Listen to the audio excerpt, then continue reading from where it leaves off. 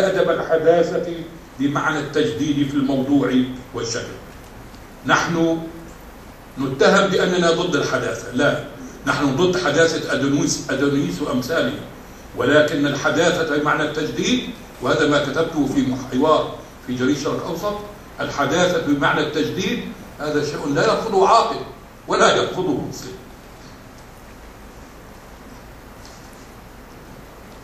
فانطلاقا من تعريف الأدب الإسلامي،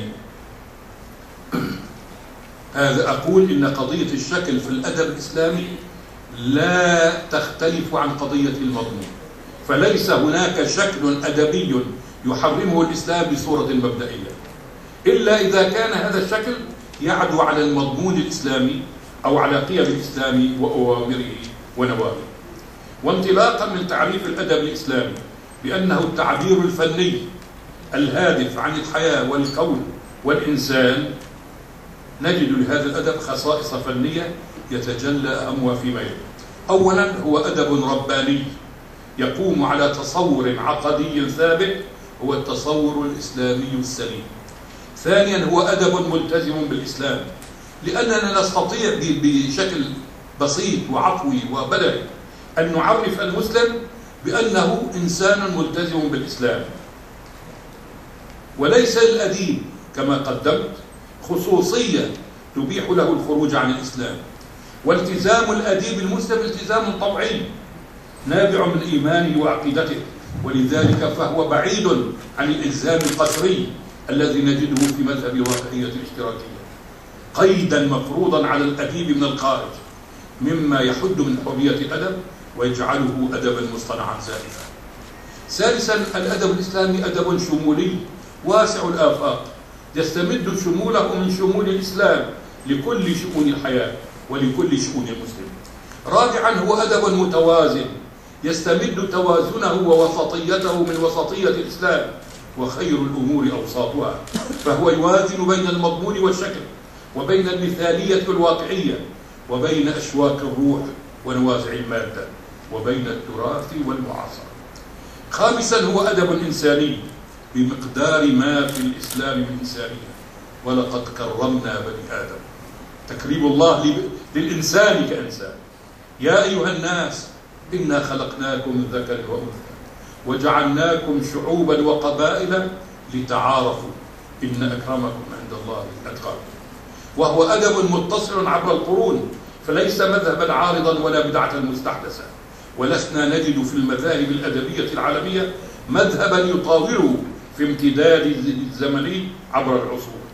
وهو أدب هادف إذ يشكل قسم كبير منه ما يسمى بأدب الدعوة الإسلامية، دون أن يكون الأدب الإسلامي محصورا في أدب الدعوة، بل هو يشمل كل تجربة في الحياة.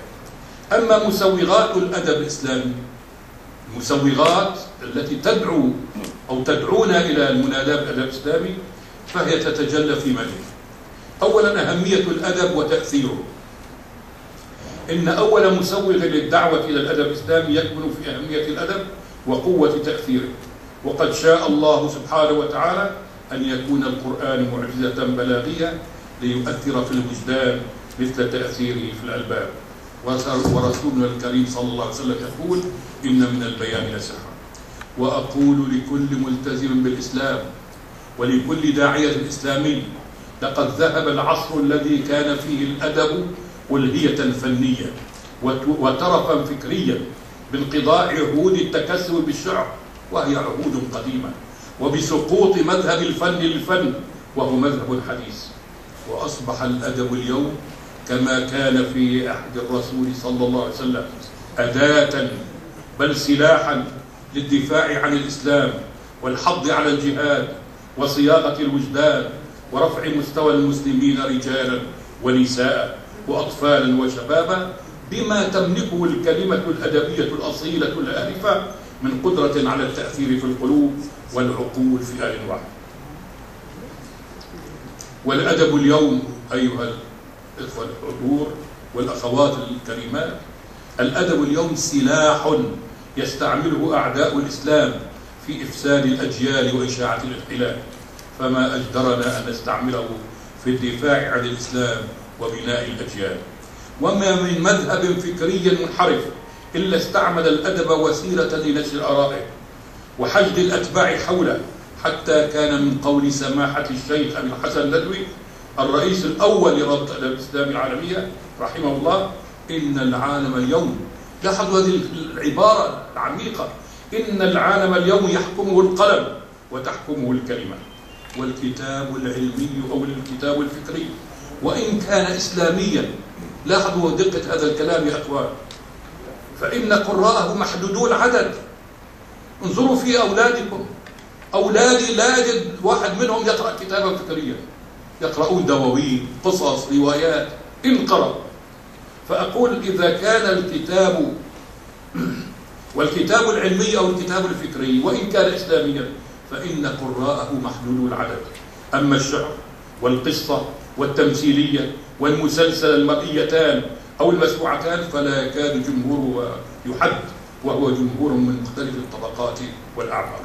وإذا كان الكتاب الفكري أيها الإخوة والأخوات يخاطب العقل فيقنع أو لا يقنع، فإن الكتاب الأدبي لاحظوا خطورة من شعر أو قصة أو مسرحية مقروءة أو مسموعة أو مرئية يؤثر في الوجدان تأثيرا خفيا لا يكاد يحس، ولكن هذا التأثير ما يزال يتغلغل في الوجدان حتى يتمكن منه ثم يؤثر في الفكر ويصوغ الشخصية صياغة خير أو شر.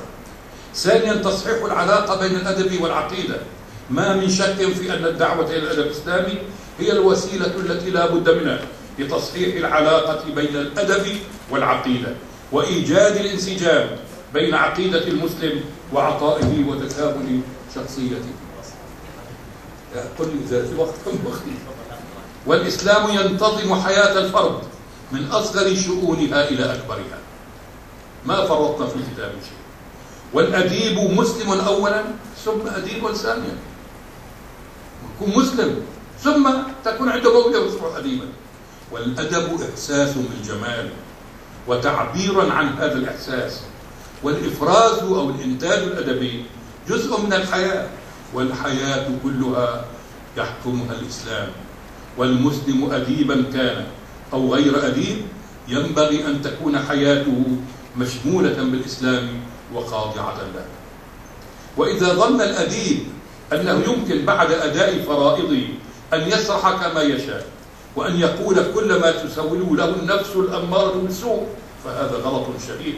وبعض الأدباء يقول أنا حر، ما من أحد له سلطة علي، وأنا لا أرتضي أي قيد كان، وبخاصة قيد الدين فأنا أرفضه وأتمرد عليه. والنتيجة تكون إلحادا كما نرى في بعض النماذج الشعرية. يعني هناك بيت شعر والله يا أخوان أخاف أن أردده لشاعر كان له صولة وجولة في البلاد العربية، اسمعوه حتى تروا الفرق بينه وبين مثلا قصيدة محمد.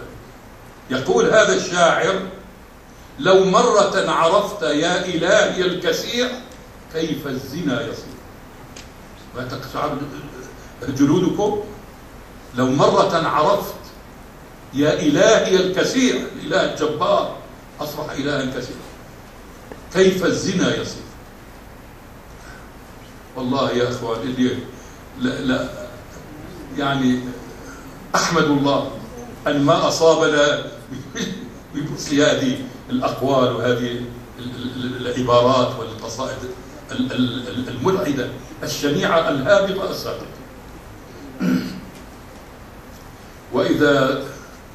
إذا ما يجوز الأديب أن يقول أنا حر، ما من أحد له سلطة علي، والنتيجة كما قلنا تكون إلحادا في بعض النماذج الشعرية. وكما نرى في بعض الروايات الأدبية مثل رواية أولاد حارتنا لنجيب محفوظ، اقرأوها يا من لم يقرأها، فهي رواية داعية للإلحاد. ولا تظن أنني أكره نجيب، أنا أقر وأنا رئيس رابطة عالمية أن نجيب محفوظ أعظم قصاص روائي في العصر الحديث، ولكن هذا شيء وتوجهه الفكري شيء آخر. أنا كتبت ثلاثة أحاديث لإذاعة الرياض عن نجيب محفوظ قبل وفاته وبعد وفاته، هو كاتب عظيم، ولكنه كاتب نرجو الله أن يتوب كما قيل قد تاب إلى الله قبل وفاته. أما واقع الأدب العالمي يا إخوان، هذا المسوغ الثالث، فالأدب الإسلامي يمثل طوق النجاة.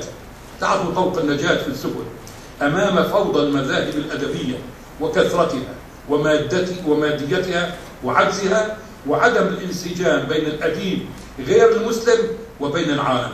ففقدان هذا الانسجام جعل الأديب في العالم بصورة عامة يقول كما يقول الدكتور عباس بدر، وهو من كبار نقاد رابطة الأدب الإسلامي العالمية، يقول إن الأديب أصبح يبحث عن الحلول في متاهات وسراديب محتمة، كالجنس لدى ألبرتو مورابيا، أو الصراع الطبقي لدى ماكسيم غوركي، وهو الكاتب الذي بشر ودعا إلى الواقعية الاشتراكية في روسيا، أو التمرد على كل شيء لدى سارتر والوجوديين.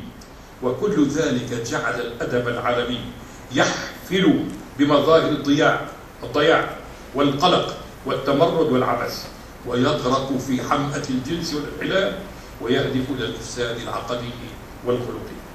نأتي إلى واقع الأدب العربي فنقول باختصار إن الأدب الإسلامي هو الذي يستطيع أن ينقذ الأدب العربي من وهدة التقليد والتبعية والفوضى الضاربة المرأة. ولقد أصبح كثير من النتاج الأدبي المعاصر في العالم العربي يقوم على مهاجمة العقيدة الإسلامية في صراحة، وعلى التهجم على مقام الألوهية وتصوير الإسلام مرادفا للتخلف. ولم يدرك كثير من المشتغلين بالأدب العربي أن تغريب الحياة الفنية والأدبية لا يختلف عن تغريب الحياة الفكرية والاجتماعية والاقتصادية والسياسية. وأما مجاراة موجة الجنس موجة عالمية اقرأوا عنها في بروتوكولات حكماء صهيون، هذا الكتاب اللي ظل عليه أكثر من قرن، وكل ما طبع الطبعة احفظوا اسمعوا، ومعظمكم لم يقرأ هذا الكتاب، أنا أقول صراحة يجب أن يقرأه كله عربي وكله مسلم. هذا الكتاب مخطوطته الأصلية محفوظة في المتحف البريطاني، ولذلك لا يستطيعون أن يصلوا إليه لإلغائه. هذا الكتاب يصور أو يدعو إلى سيطرة اليهود على العالم بعدة أشياء. أولا نشر الاقتصاد الرأسمالي الطاغي.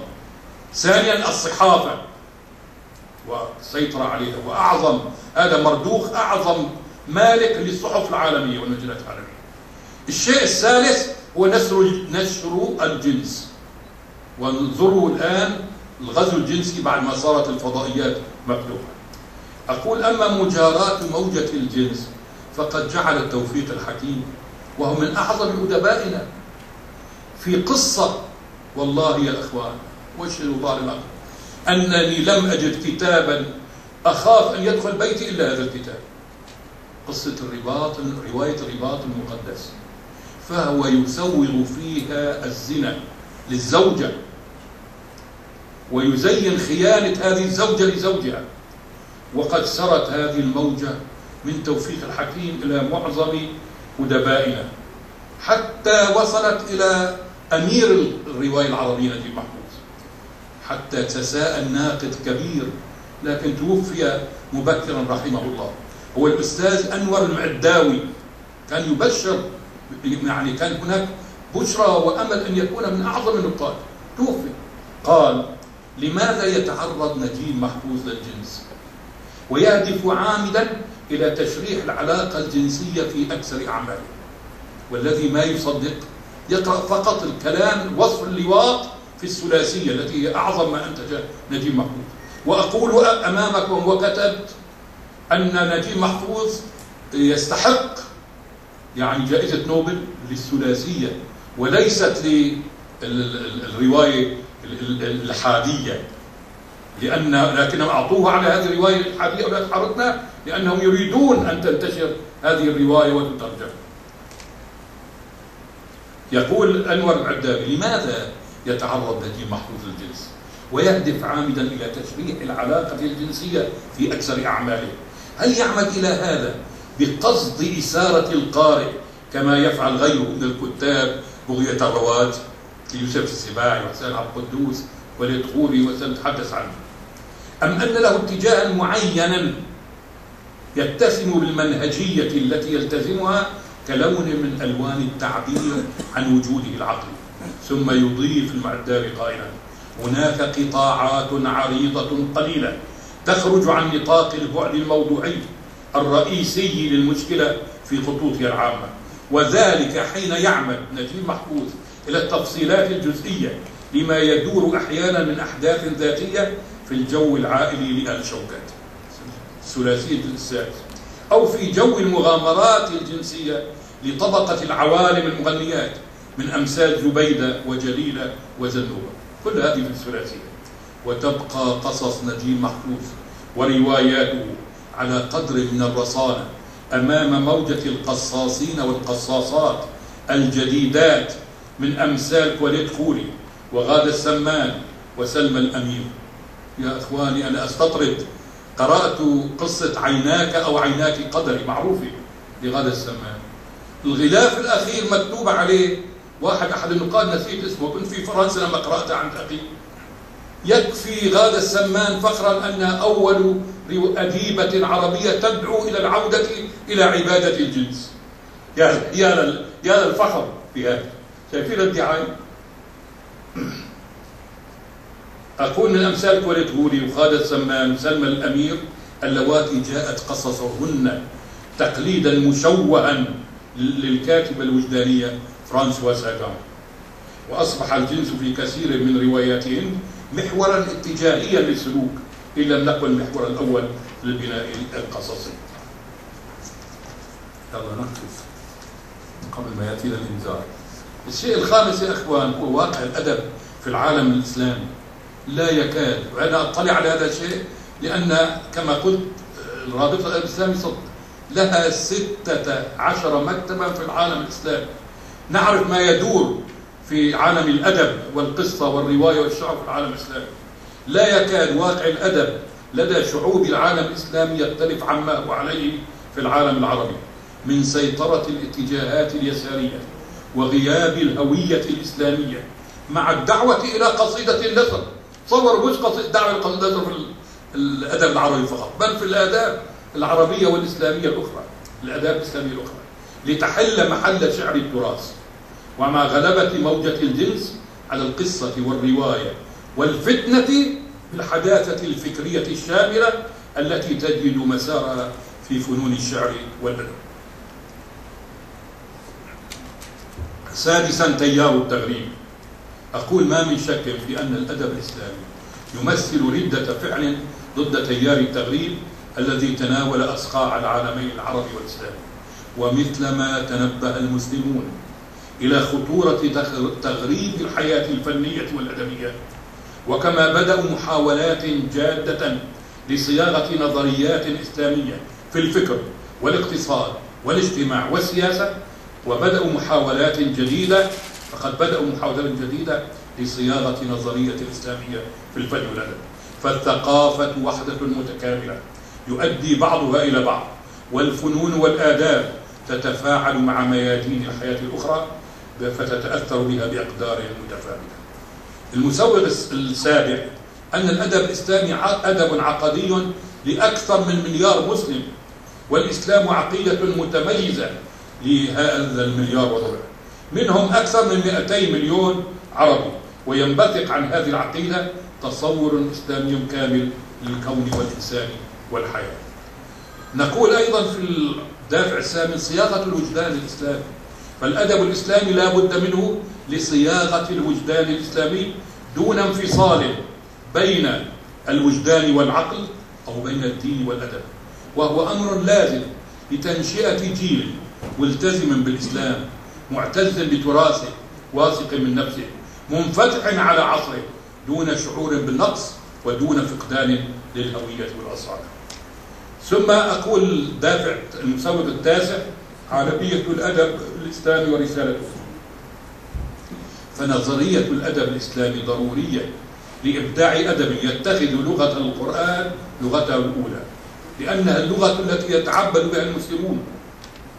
آناء الليل والنهار، ولكن الأدب الإسلامي يمثل آداب الشعوب الإسلامية كلها على مختلف لغاتها وأجناسها، ومن هنا تتحقق للأدب العربي عالميته، ما دامت اللغة العربية هي اللغة الأولى للأدب الإسلامي، كما تتحقق للأدب الإسلامي عالميته ما دام هذا الأدب يمثل في مضمون العقدي وتصور الإسلامي أدب الأمة الإسلامية كلها، وهي الأمة التي وصفها الله عز وجل بقوله: إن هذه أمتكم أمة واحدة وأنا ربكم فاعبدون. ومن هنا أيضا تكون نظرية الأدب الإسلامي ورسالته ضرورة لتصوير الآلام وتوحيد الآمال للشعوب الإسلامية حين تصدر في أدبها عن نظرية أدبية متكاملة، وحين تنقل آدابها إلى لغاتها المختلفة. والأدب الإسلامي أيها الحضور والكريم والحاضرات الكريمات، الأدب الإسلامي ضروري لرفع الأمة إلى معركة المصير التي لا ينتصر فيها المنهزمون نفسيا، لا ينتصر المنهزم نفسيا، ولا ينتصر فيها المقلدون. والمعارك الإسلامية عبر التاريخ وافقها الشعر والنثر، ورسول الله صلى الله عليه وسلم وهو المؤيد من السماء اتخذ الشعر سلاحا في المعركة، واتخذ الخطابة أداة للدعوة. وكل الدعوات الإصلاحية والفكرية والاجتماعية والسياسية عبر تاريخنا القديم والحديث اتخذت من الكلمة وسيلة مؤثرة في القلوب والعقول وفي حج الأتباع والأنصار. وبتلك شهادة التاريخ فيما قاله صلاح الدين الأيوبي. قرأت هذه العبارة عجبت أن تصدر من صلاح الدين الأيوبي في عصور نقول عنها هي عصور التخلف الأدبي. قال: والله ما فتحت البلاد بالعساكر، بل أخذتها برسائل القاضي الفاضل. واليوم القاضي الفاضل في الجامعات ندرس طلابنا أن أسلوبه أسلوب مملوء بالصنعة والتكلف. يقول: أنا فتحت البلاد بتلك الرسائل التي حاول بها القاضي الفاضل أن يعيد الأمة إلى دينها وإلى جهادها. العنصر العاشر امتداد الأدب الإسلامي. امتداد الأدب الإسلامي فقد مضى على امتداد الإسلام 14 قرنا، ورافقه امتداد الأدب الإسلامي الذي لم يتوقف عطاؤه أبدا، سواء في أراضي الشعر المتنوعة أم في فنون النثر الكثيرة. 11 توافر النصوص والنقاد. وإذا كانت النظرية الأدبية أو المذهب الأدبي يحتاج كل منهما إلى توافر النصوص التي ينتجها المبدعون، وإلى توافر النقاد الذين ينظرون هذا الأدب ويستظهرون منهجه في النقد كما يستظهرون سماته وخصائصه المميزة، فإن نصوص الأدب الإسلامي مستمرة ومتواصلة عبر العصور والقرون إلى يومنا المشهور. ونحن نجد في الساحة الأدبية في كل قطر عربي أو إسلامي كثرة من الشعراء والقصاصين والكتاب والنقاد الإسلاميين، وكل ذلك يعني أن قضية الأدب الإسلامي قد رسخت جذورها بفضل الله وحوله منذ بلاد فجر الإسلام، وامتدت جذورها عبر الزمن والمكان حتى أصبحت اليوم دوحة سابقة سوف تزداد عطاء وثباتا إلى أن يرث الله الأرض ومن عليها. فأما الزبد فيذهب جفاء، وأما ما ينفع الناس فيمكث في الأرض. أيها الحضور الأكارم والأخوات الكريمات، إذا دعونا اليوم إلى أدب إسلامي عنينا به مذهبا أدبيا له خصائصه الفكرية والفنية التي تعبر عن شخصيتنا الإسلامية وتراثنا، وقاعدته الفكرية التي ينطلق منها هي الإسلام، وهو أرقى وأشمل في نظريته للكون والإنسان والحياة من كل الفلسفات المثالية والعقلية والمادية التي قامت عليها المذاهب الأدبية. هذه المذاهب من صنع بشر، أما الإسلام فهو دين الله الذي ارتضاه لعباده إلى أن يرث الله الأرض ومن عليها. إن الدين عند الله الإسلام. وهو لا ينبع الأدب الإسلامي من تعصب فكري، ولا يؤمن بالمفارقة بين ما تدعو إليه العقيدة من التزام ديني وما يدعو إليه الفن من انطلاق وتحرك لتحقيق جمال